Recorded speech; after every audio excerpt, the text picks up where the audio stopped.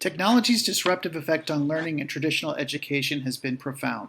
While much work has been done to bridge the gap between students' experiences with technology inside and outside the classroom, the new digital divide, as Buckingham called it, more work is needed.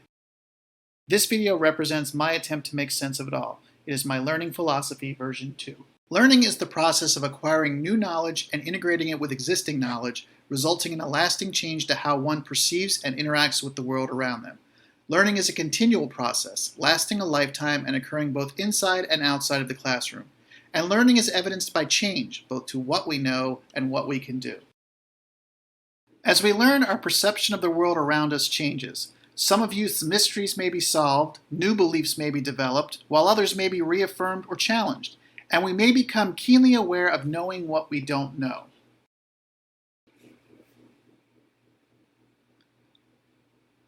If learning involves acquiring and integrating new knowledge with what we already know, then teaching facilitates the transfer of new knowledge from expert to learner. This does not, however, assume that someone in the role of teacher is the expert. In fact, the reversal of who is the teacher, who is the student, and the constantly shifting hierarchies of expertise is central to digital learning. Central to my learning philosophy is the belief that learning should be active, collaborative, and adaptable.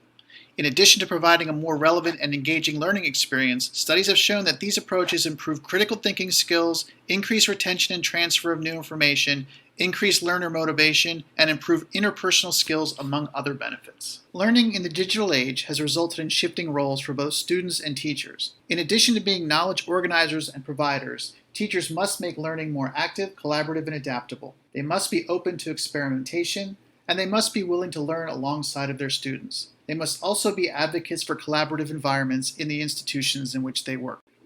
In addition to being knowledge takers, students must be willing to engage in new learning environments. They must become active contributors in the learning process. Experiment and learn from their failures, put time and effort into creating digital artifacts as a way to help teachers gauge their understanding, and they must be willing to mentor other learners. Technology's role as it relates to learning in the digital age is to enhance learning by making it more active, collaborative, and adaptable. It must not frustrate or confuse learners or complicate the learning process. Most importantly, it should only be used when it makes pedagogical sense to do so. As Henry Jenkins said, a focus on expanding access to new technologies carries us only so far if we do not also foster the skills and cultural knowledge necessary to deploy those tools toward our own ends. In other words, technology should be used as a means to an end and not an end in and of itself.